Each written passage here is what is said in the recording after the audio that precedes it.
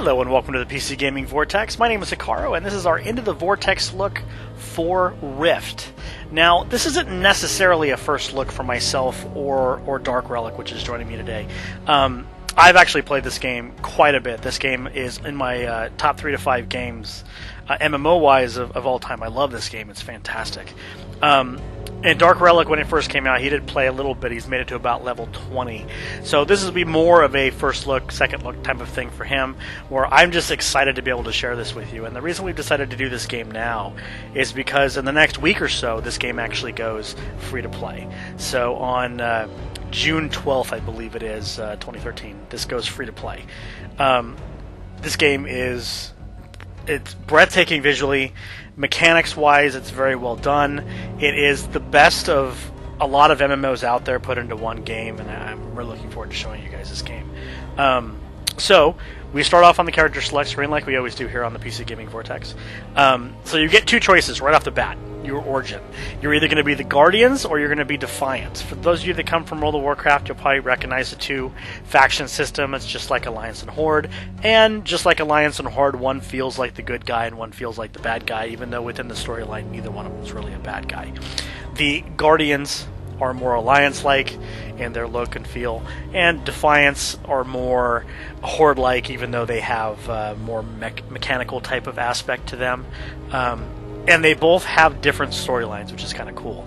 There is an overarching storyline that goes through the game, and it's very prevalent at the beginning, and the Defiants do have a different story than the Guardians. Now, I am familiar with the Guardians, and I myself am a Guardian, so we are going to choose Guardian to show here, but of course, feel whichever one calls to you is the one you want to pick, so whichever one strikes you. So start with Guardian, go next. Next thing you choose is your race. Pretty straightforward. So we are going to do an elf because, well, I always do an elf. And one thing to note on the race selection is there are racial abilities you get. So there is something other than aesthetics here. It isn't a huge deal. This isn't going to break a character or anything like that. It's not like if you pick the wrong race class combination, you're nerfed at the end of the game. It's not like that at all. But in this specific case, I get 20 increased life resistance, and I get a quick jump forward ability that I can use every 15 seconds. We'll look at a couple of the other ones just to give you an idea. Motivational Roar would be the humans, increases movement speed of the Mythosian, which is what humans are in this game, and nearby group members by 30% for 10 seconds. Can't use it in combat, and then they get death resistance. When you look at the dwarfs, the Dwarven Breakfast, which of course is a picture of a beer, restores 8% health and mana each second for 13 seconds. Basically, it's like having food in your bag. And then they get water resistance increased by 20. So nothing game-breaking, of course, but that is there if you want to keep that in mind. So I'm going to choose a male elf. If you've watched our past videos, it doesn't surprise anybody, I'm sure. Now here's where we get into a little bit of the difference in this game. So in most games, when you're making your character, you choose your race, you choose a class, and you jump in. Your class defines what your character is going to be, with minor tweaks here and there based off of skill trees and things like that. This game is very unique here. What you're actually going to choose is you're going to choose a calling. So it's basically asking what role do you want to play? What general aspect do you want? Now, if you notice, looking under the warrior area, you can be tank, damage, or support. Look under the mage, you could be damage, you could be a healer, or you could be support. Under the cleric, you've got healer, tank, and damage, and rogue, obviously damage, tank, and support. Now here's the kicker, okay? So that actually means if I was a cleric, I could be a tank, I could be a healer, or I could be a damage DPS dealer in a group. Okay? A little different than most games. Now, what actually dictates that has to do with your soul tree, as they call it in the game, and we'll go to that a little later. And do keep in mind that you can switch between those. It's not like once you pick it, you're stuck there. You can have 4 to 5 different specs built in and ready to go. Switch at the point of click of a button. So say you got into a group, there's a bunch of you, no one wants to be the healer, or no one's a healer, switch to your healing spec, bam, you now got a healer. Pretty cool aspect of this game, which we'll go over more later. I'm going to choose Rogue. I'm very familiar with Rogue. I actually play a Rogue on my main. Okay, so now what this is going to ask you, what is your purpose? It says at the bottom there, which is kind of a weird way to put it. But it's basically asking what your starting soul is. So each one of them is going to have a different spin on it. This by no means is a permanent choice, but this is going to give your basic starting info for your character. So the Huntsman's kind of like a hunter from WoW, any type of ranged character with a pet. The Shadow Stalker is exactly what you normally see a rogue, dual-wielding daggers, backstab, etc. Planar Sentry, as you can see, is the tank. Very strange to be a rogue tank, but this is a rogue tank, and it is capable of tanking instances. The Battle Bard I'm not entirely familiar with, but it sounds fantastic. And the which is a support class. It actually said that it was into increasing the effectiveness of allies and healing. So it looks like it does minor healing, and then it does like buffs and stuff like that. And the Flame Troopers are the DPS one. Uses fire and death, so it looks like it's an elemental attacker. So we're going to go Huntsman. Get my pet going out there. Okay, now we're on to the the character customization where you get to choose what you look like. It's pretty detailed, I have to say. I'm pretty impressed with it. They have good amount of choices here. Everything from normal hair color and eye color and your face shape and stuff like that. You change your ears, you can do markings on the face, change the color. Nothing too crazy, but definitely not bad at all. So I already have a character named Hikaro on this server, so we're going to go Hikaro with an H like we've done in the past. I believe it jumps us right in after the king of Mythosia would have sacrificed the world to Regulos the Destroyer. Watch the cutscene here. The faithful rebelled against his heresy. We overthrew the tyrant and put his armies to the sword. Defeated in battle, he turned to the machines of the Defiance. Their devices drew upon the power of the dragon, a power they could not control. This is the day the rifts came. This is the day we died. But the gods of the Vigil intervened.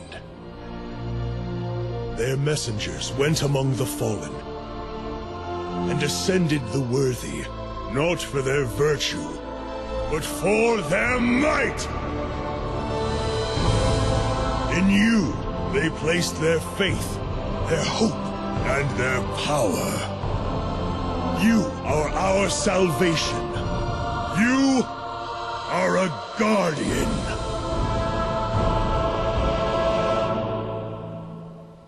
Okay, so just so that everybody caught that, the Guardians were resurrected by the gods to come in and save the world.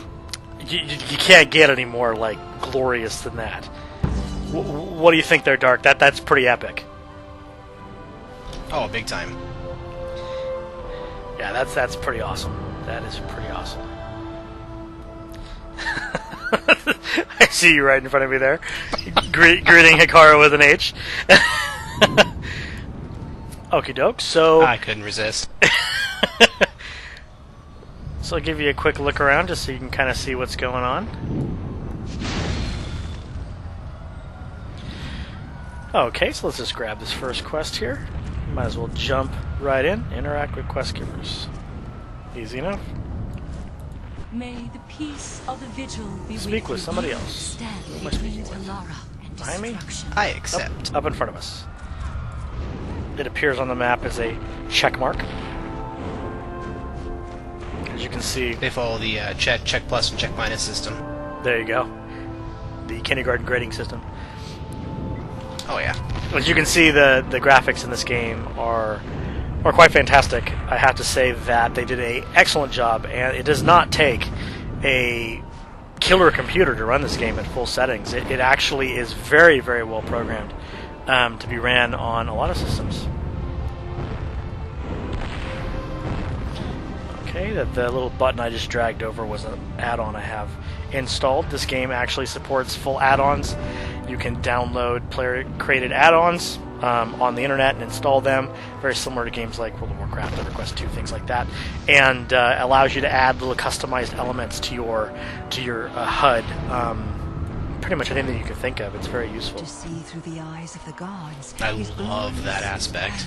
It's very useful. I can't stand it Yeah, when games are just real restrictive and they don't let you, alter things and change things around, and it drives me nuts. Me too. It definitely drives me crazy. I agree. I know, like specifically the one I'm thinking of is, a long time ago, Galaxy Far Away. There was this one that had very restrictive, and you couldn't do anything with it. But then they finally got around to fixing things. I couldn't imagine that being. Yeah, we'll leave that to the imagination.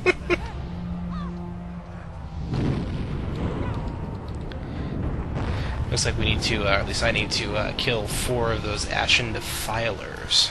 Yes, I do too. I just needed to summon my pet, and since it is my tank pet, I shall name it the same as my normal character. It is Meat Shield. Lovely.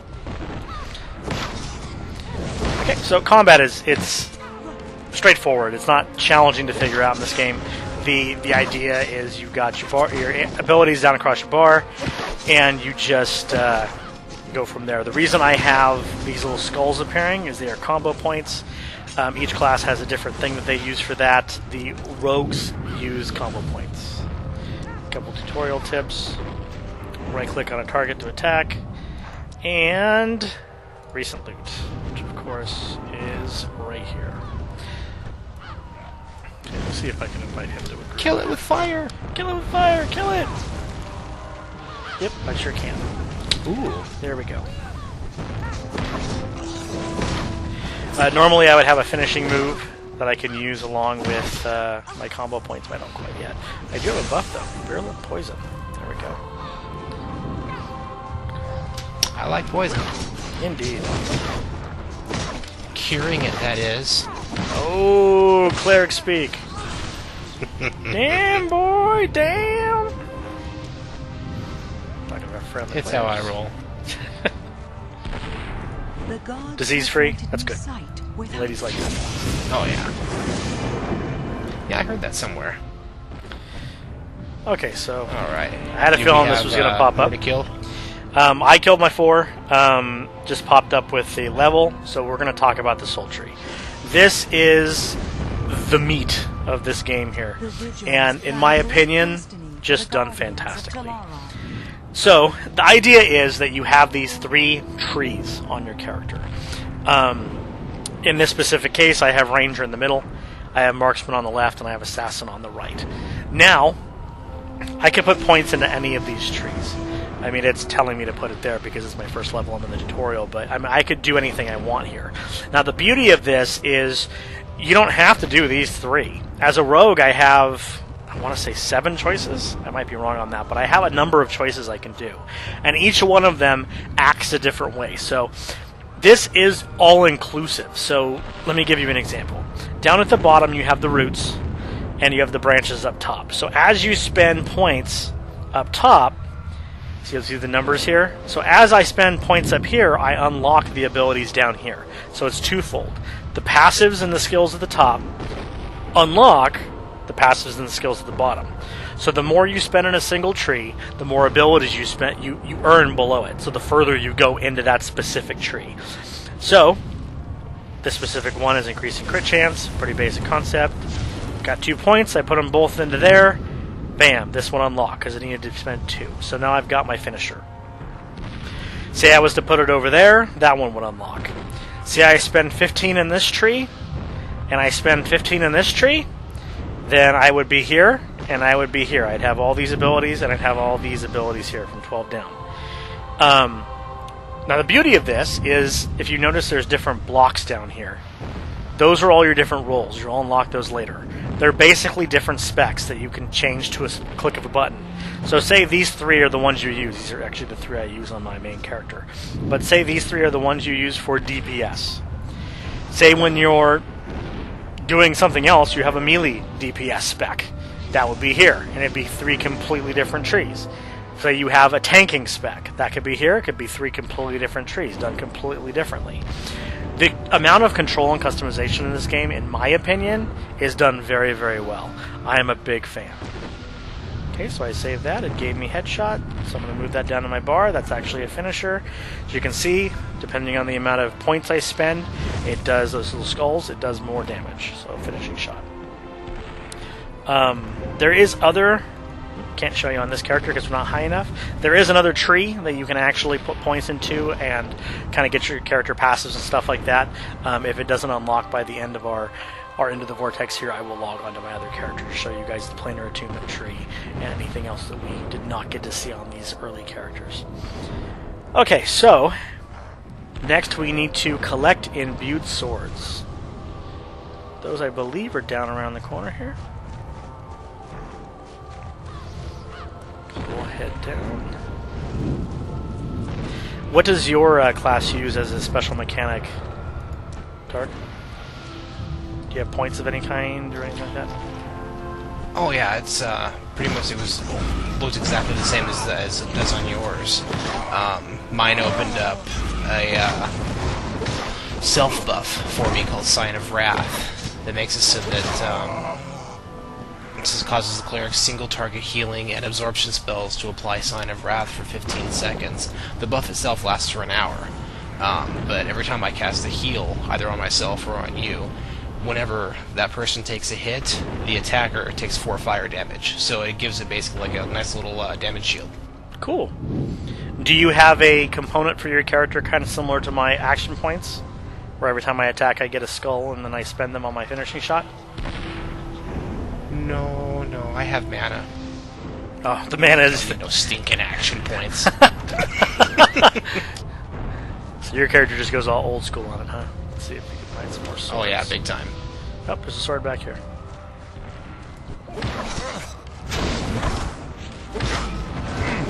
Didn't mean to. Looks like a corrupted knight. Well, there's a sword to the left. I just was curious on what this is. Oh. Notice of evacuation. Ooh. Oh, it's like a little lore thing. Oh, he had an imbued sword. I was right. There was really a sword. Cool. Oh, looks like we got all 4. Okay, so it must be sharing quest objectives. Ruh-roh. But Corrupted knight thinks he can dance. oh, where are you at? He thinks he can box. I didn't know where you went. Oh, I'm still right here.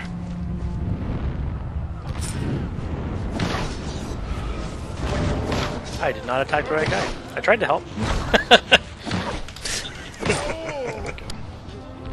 Okay, let's head down.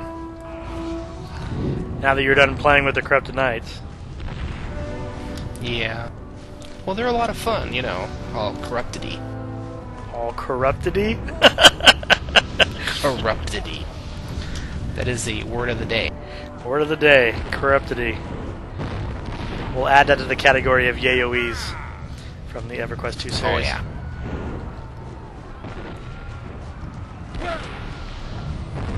Dragons Okay. turn Oh, I get a towards bow. conflict. And a dagger. I'm gonna hail Shayla here and get to know her yaoes. I was going to say be careful, but I guess you can cure disease. It doesn't really matter. Oh, yeah. There we go. And of course, like most games, it compares the equipped item with the item you're hovering over, so you can get a quick comparison.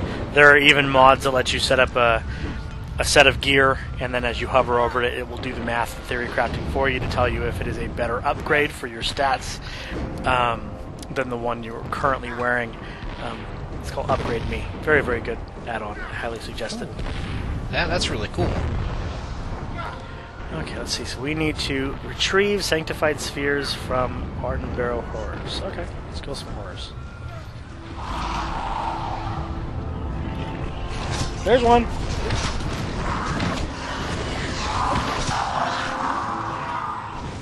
Yep, he had a spear. How horrific. Indeed. And the statue's glowy. Glowy statue? Yeah. More lore, I'm thinking. Probably. Oh, just the plaque. Oh, it's a plaque. Yep, more lore. Yeah, this game's full of it. It's got a pretty fleshed out story. It's pretty neat. I think that plaque was made by a vampire. Think so? It sparkled. Oh, jeez. Oh boy. Okay, 2 more of these. There's a horror right here.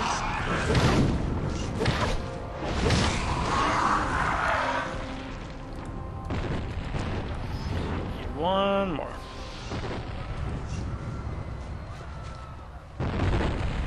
One right in the middle. I like it. I like it when they're just standing there waiting for us to kill them. Okay, so now we gotta head here. Talara needs to be cleansed. Strike Oh, with the thanks, Brother iron Jeb. bolt. Brother Jeb's a good guy. Indeed. Okay, so we're gonna head over here. So altar. Uh-oh, strap! alright, Regulos step ain't down. got nothing on me. Regulos.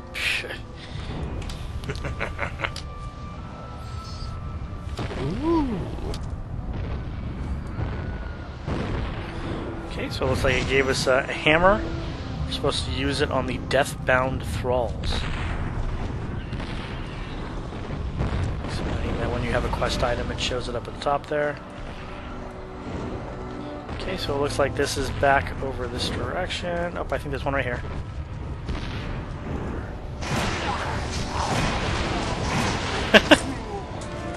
That was cool. Something out of like a horror movie. Kill him with flaming hammers. Nice. What's the exorcist thing? The power of Christ compels you or something like that? Okay, let's head back this way. It's extra compelling today. There you go. 2 shots, guy disappears. Gotta love it. That's efficiency. Efficiency. That's why they brought me back from the dead. The faithless will find their justice. Totes. Oh, he's giving me a jerkin. I'm not touching that one. The dragons feed upon the sin of the world.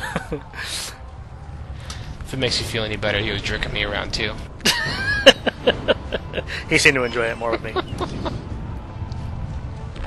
Well, yeah, you know, I'm really, you know, kind of a no-frill girl. Wait, your character's a I'm girl? a lady. Well, you know, if you look closely, I have moobs. I was gonna say, that is a bearded girl. That's disgusting.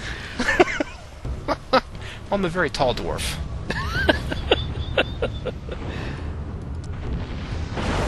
Okay, whoa. Take the core out and the whole thing explodes. Yeah, there's a sparkly book here, too. Oh, so. Oh, it's loot. Oh, it's a collectible. Ah! They have shiny collectibles in this? Yes, this game has shinies. There are collectibles in this game, otherwise known as shinies in EverQuest 2. The idea of them is quite simple. If you see something on the ground and you can pick it up. If you complete a set, you get something special, usually an item, or something to that effect. Actually, I believe each one in this game that you complete gives you a token. I don't recall what the token is called, though. And then you can turn the tokens in for items, pets and stuff like that. Lucky Coin, I want to say it's called, maybe? It's been a while.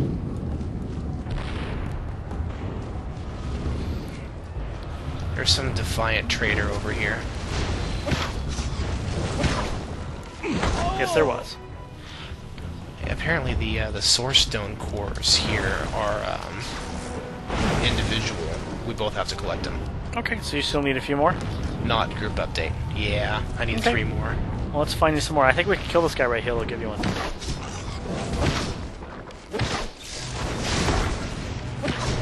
He's got lightning struck. Oh, guy over to the side is going to attack us. He's coming right for us! At least you weren't thunderstruck. Thunderstruck. I leveled up. I need 1 more. Okay, let's find you one more and then we'll do our level 1 dance here. Oh, here's one.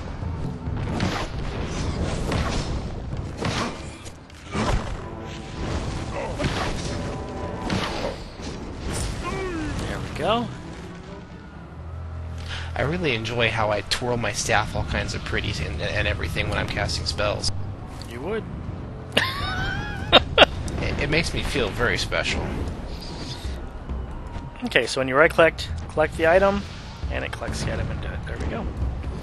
I got the book just now. I believe... It's pretty cool that they're static spawns like that, too. Yeah, that You don't have to specific... hunt all over the place. That specific book was actually just a lore book. Oh. There are...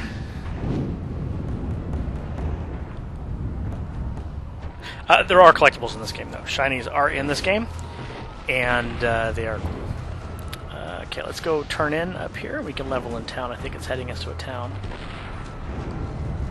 The other big aspect of this game that is fantabulous is they have an event system, a world event system, that where things like a rift will open in the middle of a zone. Hence, of course, the name Rift. I know, clever. But the cool thing about these rifts is that when they open, they're kind of dynamic. Everybody can jump in from these rifts. Creatures go out, attack cities, things like that, and they get footholds and they take control. And players fight these creatures back. Get them back in their holes. And there's different rifts for different elements: air rifts, water rifts, etc. And there's currency called Planarite you can get from rifts, which allow you to get all kinds of cool stuff. But the rifts themselves, which I don't know if we'll be able to see one. Well, there's technically one right up there, but that's actually a scripted one for the tutorial. But I don't know if we'll be able to see one until we get out of this area. But they are really fun. I played a couple other games like Warhammer Online, for example, before this came out that had open world events. Champions Online, I think, is another one. But they didn't quite do it as well as Rift does. Rift really perfected it, in my opinion. Extremely well done. I look forward to... Yeah, I do remember getting into a couple of those, and yeah, they're just amazing. Yeah, the bigger ones are crazy. The major rifts, they, big groups of people. Oh, yeah.